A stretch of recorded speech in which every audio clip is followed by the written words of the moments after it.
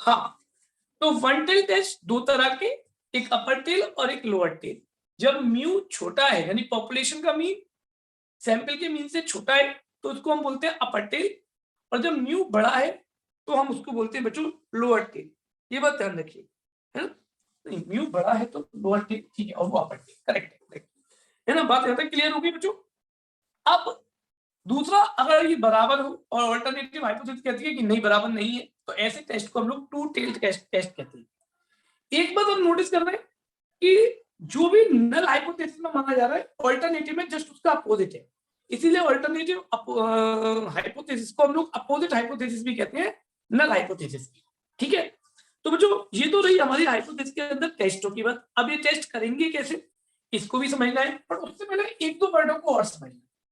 पहला समझना है हमें एरर, एक वर्ड और समझेंगे, एरर क्या होती है, यानी कितनी गलती होने के चांसेस है। जरा आप एरर के ऊपर भी चर्चा करने की कोशिश करेंगे बच्चों। तो बच्चों हमारे सिलेबस में दो तरह की एरर होती है, मैं उनके ऊपर बात करता हूं। There are two types of error. अब ये एरर क्या है, इस एरर वर्ड को भी क्लियर करूंगा। पहली है टाइप 1 एरर, और दूसरी है टाइप 2 एरर।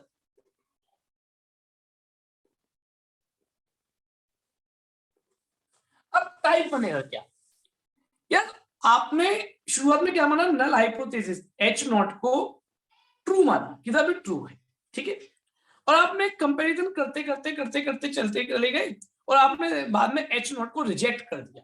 यानी एच नॉट वास्तव में ट्रू थी, पर फिर भी आपने उसको गलती से रिजेक्ट कर दिया। यानी अगर एच नॉट ट्रू कंडीशन है या ट्रू हाइपोथेसिस है और आपने उसे गलती से अपनी कैलकुलेशन से रिजेक्ट कर दिया, तो this type of error is called type 1 error. यानी व्हेन एच नॉट इज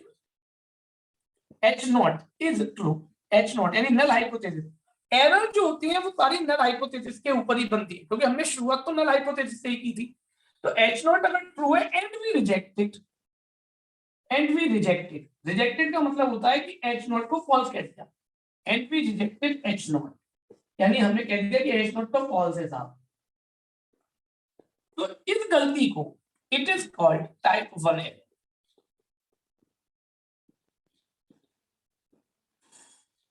भाई हाइपोथेसिस हम क्या कंक्लूजन निकालेंगे कि जो हाइपोथेसिस जो हमने नल हाइपोथेसिस मानी है वो सही है कि गलत है, यही तो कंक्लूजन निकालते हैं।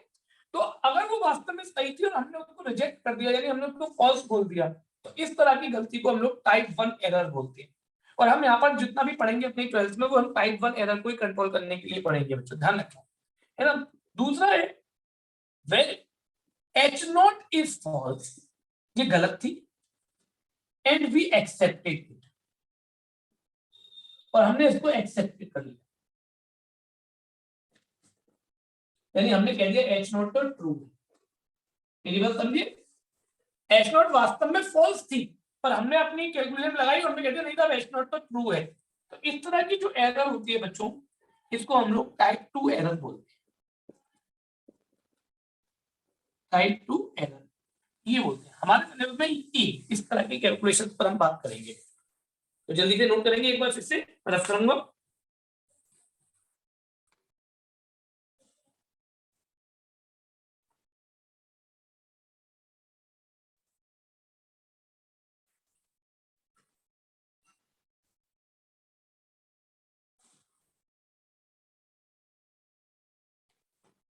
हो गया, रफ कर दूं बच्चों?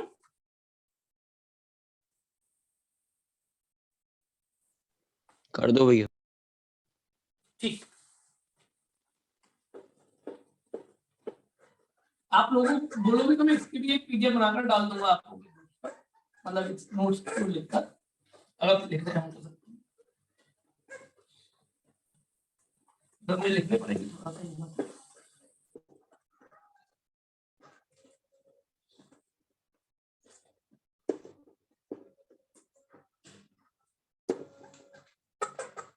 चलो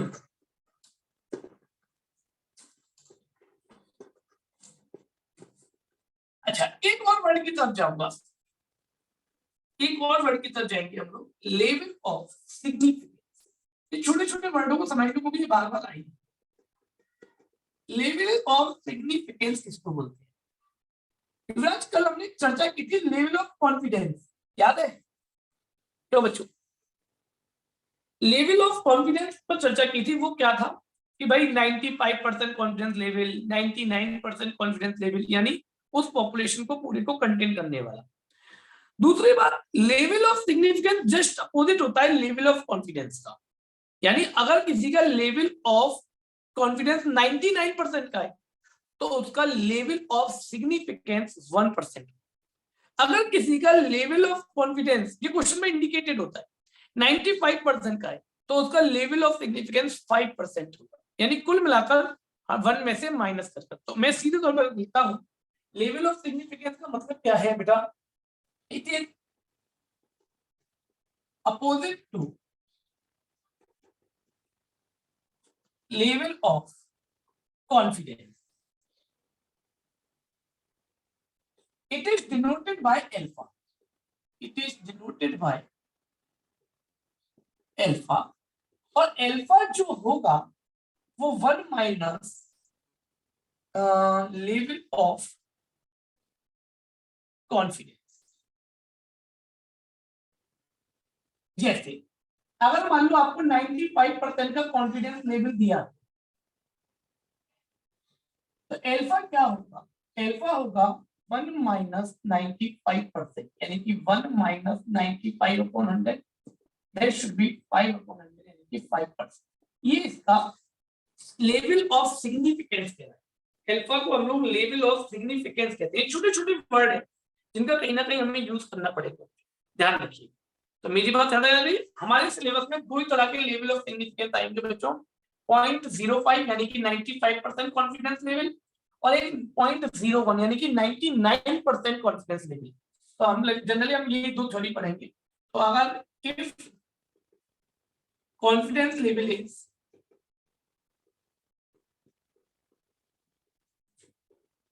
95%, देन लेवल ऑफ सिग्निफिकेंस क्या होगा?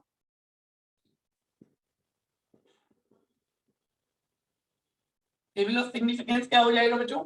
अल्फा इक्वल टू 5% या 0.05 भी लिख सकते हैं। ऐसे करके अगर इफ कॉन्फिडेंस लेवल, इसको सी भी लिख देना शॉर्ट में अगर लिखना चाहो, confidence level is 99%, then level of significance क्या होगा बच्चों?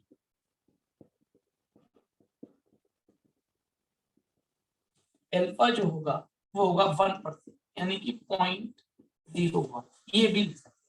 तो ये आपके लेवल ऑफ सिग्निफिकेंस और लेवल ऑफ कॉन्फिडेंस पर हमने चर्चा कर ली, ठीक है। ये सब कैरेक्टरिस्टिक थे, पर अब आएंगे मेन मुद्दे की बात, जिसका नाम है कि हम हाइपोथेसिस टेस्टिंग कैसे करेंगे सवाल, यानी कि उसका वर्किंग रूल क्या होगा। चलिए मैं आपको एक वर्किंग रूल की तरफ ले चलता हूँ हाइपोथेसिस टेस्टिंग के, ठीक है। जल्दी से इसका स्क्रीनशॉट फटाफट से बच्चों।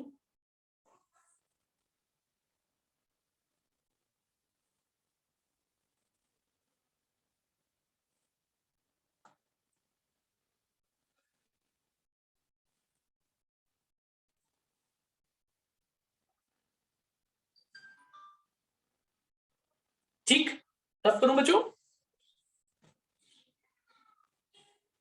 कार्तिकेय, कर दो भैया। राजीव, ठीक है।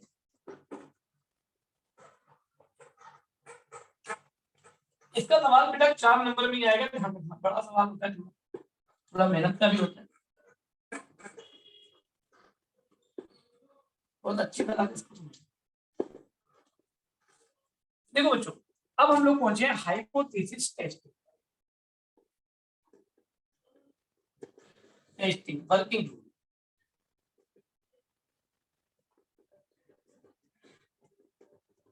अब मुद्दे की बात कि कैसे कैसे क्या क्या होगा।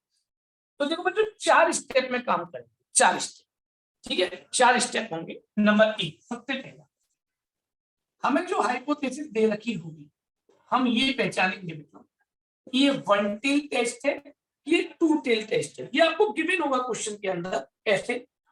First of all we have to check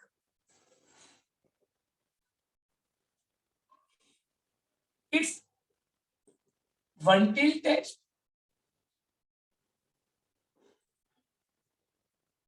और टू टेल टेस्ट।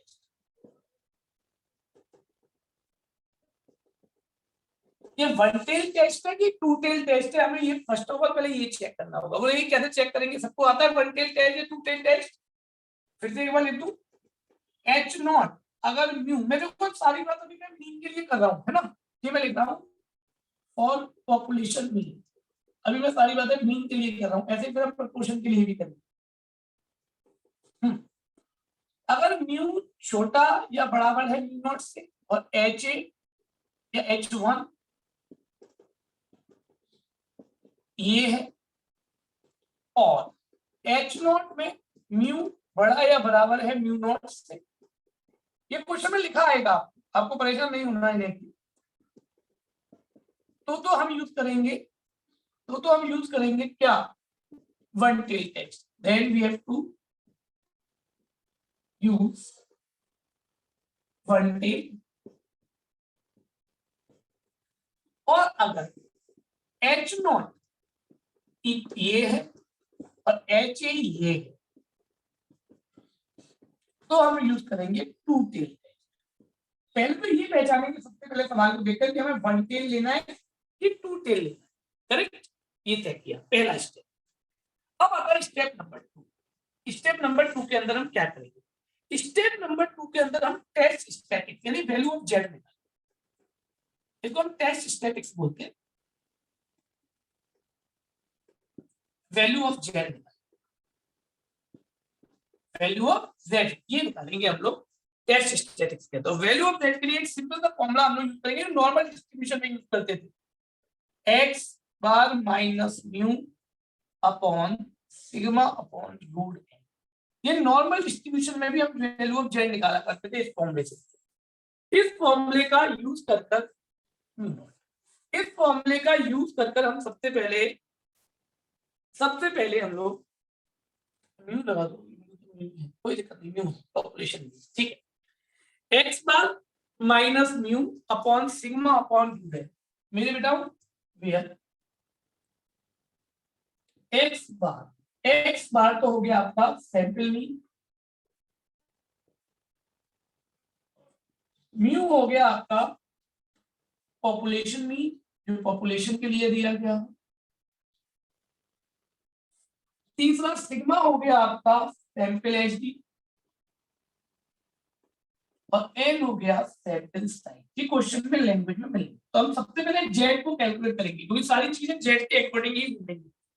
तो स्टेप नंबर 2 में हम क्या निकालेंगे? जेड। मेरी बात सबको समझ में आ गई बच्चों? जेड निकालेंगे, इसको म्यू नॉट भी लिख सकते हो, म्यू नॉट लिखो क्योंकि ऊपर में म्यू नॉट लिखा है, म्यू नॉट लिखो, हाँ भाई ठीक, ये निकाल। फिर इसके बाद तीसरा स्टेप आएगा हमारा जिसके अंदर हमें निकालना होगा P value, computation of P value. हमारे सिलेबस में बच्चों में आपको क्लियर कर दूं, वैसे तो इसके बेटा 5-6 टेस्ट होते हैं। एक होता है चाई स्क्वायर टेस्ट, एक होता है टी टेस्ट, एक होता है टी डिस्ट्रीब्यूशन टेस्ट, और एक दो और भी होते हैं। पर हमें दो तरह के टेस्ट पढ़ने हैं, एक तो पी और एक टी टेस्ट, है ना। टी टेस्ट और हम लोग पढ़ेंगे, दो तरह के टेस्ट हम लोग पढ़ेंगे, यानी वन टेल टेस्ट जो हम आप पढ़ रहे हैं आज, इसके बाद टी डिस्ट्रीब्यूशन के अंदर पढ़ेंगे। तो चलो बच्चों, computation of P value, P की वैल्यू निकालेंगे। अब पी की वैल्यू हम कैसे निकालेंगे वो समझिए। पी की वैल्यू के लिए हम टेबल का यूज करते हैं, तो मैं पहले कुछ नोट लिख देता हूं, वो ध्यान से देखिएगा। इफ z ग्रेटर देन 0, अगर z की वैल्यू 0 से बड़ी है, जो आपने ऊपर से निकाला z की वैल्यू 0 है, then the value of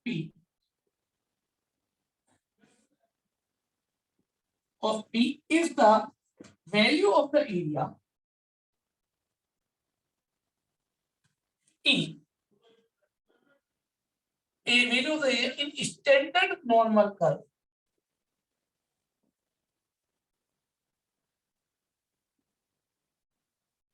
to the right of z, थोड़ा इसको समझा हुआ है स्टेटमेंट। देखो बच्चों, आप सभी लोगों ने पढ़ा था नॉर्मल कर्व जो होता है वो वेल शेप्ड कर्व होता है ना, वेल शेप्ड कर्व होता है। तो अगर जेड की जी इस पर जितनी भी वैल्यू होती है सब जेड की वैल्यू होती है, यानी ये एक्स पर जितनी भी वैल्यू है वो सब जेड की वैल्यू।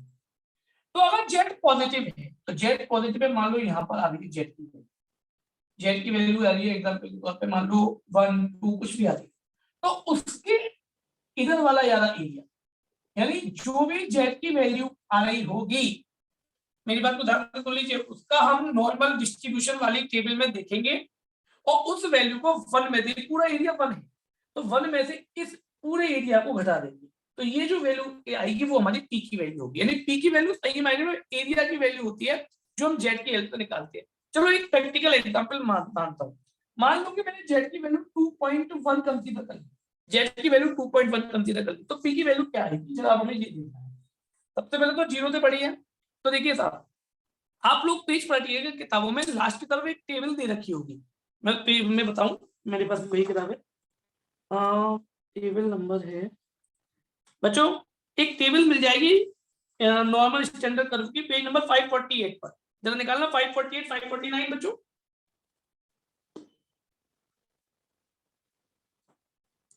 दिख गया क्यों बेटा? हाँ भैया दिख गया। ठीक है युवराज, 549 पेज पर एक जेड की वैल्यू लग रही होगी लॉग की तरह, लंबी लंबी जो है जेड की वैल्यू, देखो तो इधर, हाँ भैया। मैं इसको और थोड़ा सा बढ़ा देता हूँ, मतलब 2.15 कर देता हूँ। हाँ भाई, तो 2.1 पर आओ पहले, 2.1 पर आ गए कॉलम में 549 पेज पर सभी, 2.1 के आगे 5 पर, 5 वाले कॉलम पर जाओ तो कितना हो गया 0.9842, टैली करो। हाँ भैया। 0.9842 दिख गया सबको बच्चों या नहीं? हाँ भैया।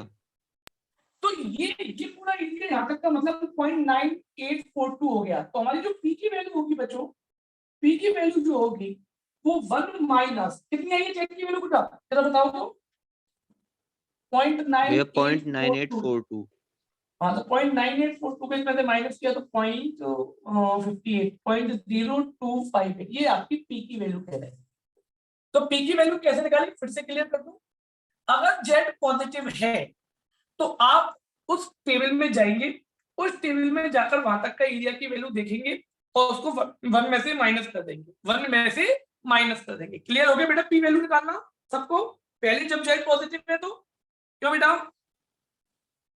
हाँ भैया। हाँ भैया। अगर पी वैल्यू निकालना नहीं आया बच्चों तो आगे काम नहीं हो पाएगा, ध्यान रखना पी वैल्यू निकालना बहुत जरूरी है, ठीक। अच्छा दूसरा note, note number 2, if z is negative, z 0 से छोटा है, देन वैल्यू ऑफ p कैसे निकलेगी सुनिएगा ध्यान से। तो वैल्यू ऑफ p जो है वो हो जाएगी is the value of the area in standard curve, in standard normal curve to the left of z, left of z मतलब अगर z की वैल्यू नेगेटिव है, जैसे ये एक मान लीजिए कि ये एक नॉर्मल कर्व है, ये एक नॉर्मल वेल शेप कर्व है और z नेगेटिव है तो यहाँ पर आ गया, तो ये जो एरिया है ये एरिया होगा, तो यानी इसमें 1 में से घटाने की जरूरत ही नहीं है। जैसे मान लीजिए एक एग्जांपल देता हूँ, मान लीजिए माइनस का 1.35 होता है। हाँ भाई पेज नंबर 548 पेज पर टेबल है, देखना बच्चों है या नहीं, पेज नंबर 548 पर हाँ भैया। माइनस का 1.3 कहीं दिख रहा है, माइनस का 1.3,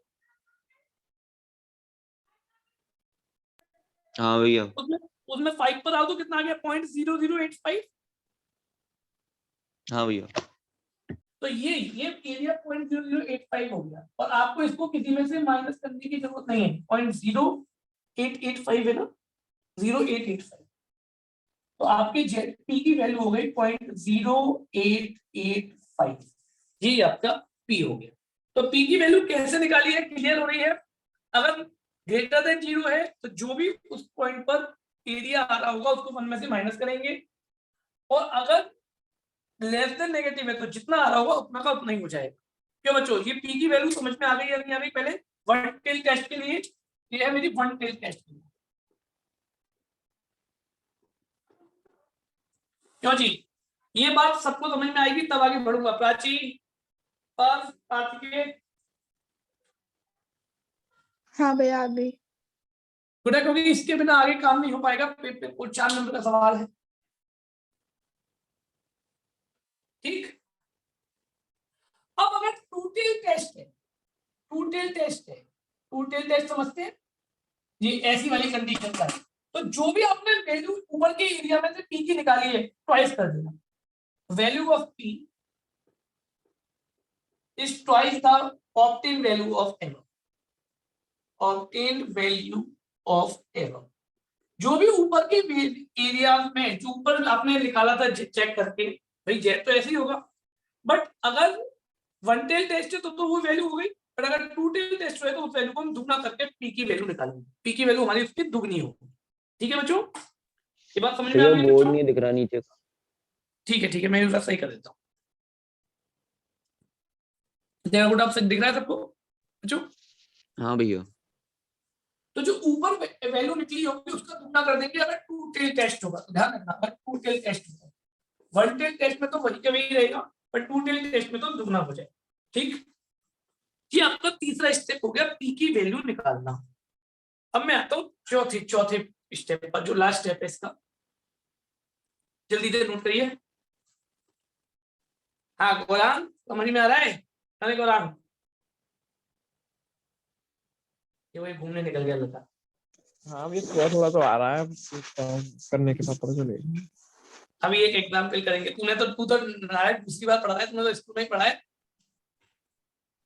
हाँ अभी ये पढ़ा तो है, बस ये समझ नहीं आ रहा है, अभी थोड़ा थोड़ा तो करते करते समझ आ जाएगा। अच्छा चल, एक सवाल कराएंगे तो और क्लियर हो जाए। अभी बहुत सारी चीजें। चलो बच्चों, अब आते हैं क्वेश्चन नंबर 4 की तरफ बच्चों। स्टेप नंबर भैया 4, सॉरी स्टेप। हाँ बेटा, बोलो बोलो। भैया लास्ट लाइन में ब्रैकेट में क्या लिखा है? Obtained. Obtain value of above, जो ऊपर से वैल्यू निकली होंगी ना बेटा, उन्हीं की हाँ दुगना हाँ कर देंगे, उनका ठीक है दुगना। भैया। ठीक है, अब मैं आता हूँ चौथी बात, रिजेक्शन। कि अब हमें ये चेक करना है, लास्ट स्टेप है कि हमको नल हाइपोथेसिस को रिजेक्ट करना है कि एक्सेप्ट करना है ना? मैं बच्चों रफ कर रहा हूँ बोर्ड से। ठीक है भैया। अब देखो, एक सवाल कराऊंगा तो मेरी सब चीजें डर जाएगी। देखने में बड़ी खतरनाक सी लगती है, अगर कोई इन्हें अनजाना पड़ेगा तो शायद मुश्किल हो जाता है समझना। बड़े सवाल करेंगे तो ऊपर जाती है।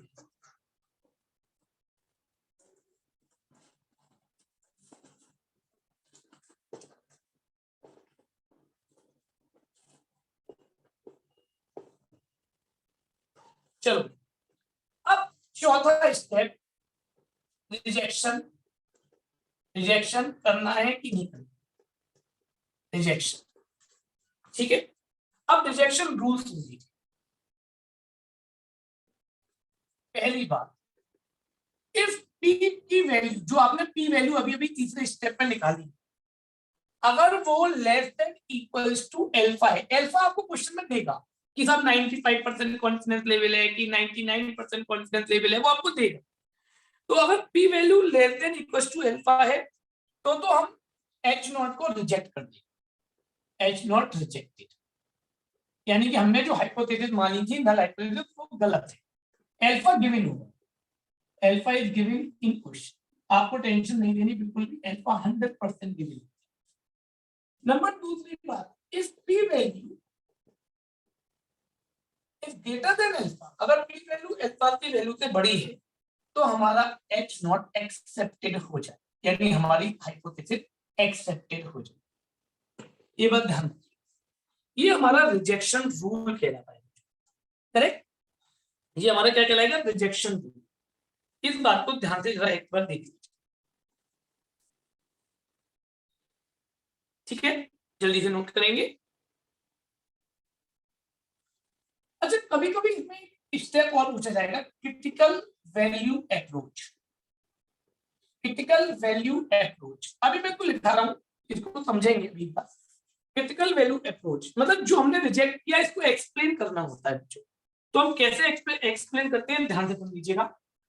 अगर हमारा टेस्ट पहला, अगर हमारा वन टेल टेस्ट समझते हैं ऐसे, और एच हमने मान लिया mu less than mu naught. ये तो हम ये कहते हैं कि भैया जेड की वैल्यू, जेड जो हमने निकाला था जेड की वैल्यू जेड एल्फा, एल्फा मतलब 0.1 पर जेड की वैल्यू निकालना। तो अगर जेड की वैल्यू जेड एल्फा की वैल्यू से कम है, माइनस जेड एल्फा की वैल्यू से कम है, तो एच नॉट रिजेक्टेड। नंबर दूसरी बात, हालांकि इसकी जरूरत कम पड़ती है, एच नॉट अगर ये ऐसे है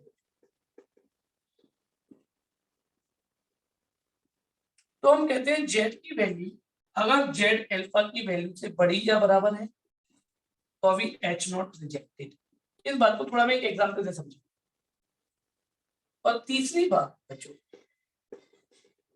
कि अगर हमारा टेस्ट ये है, टू टेल्ड है,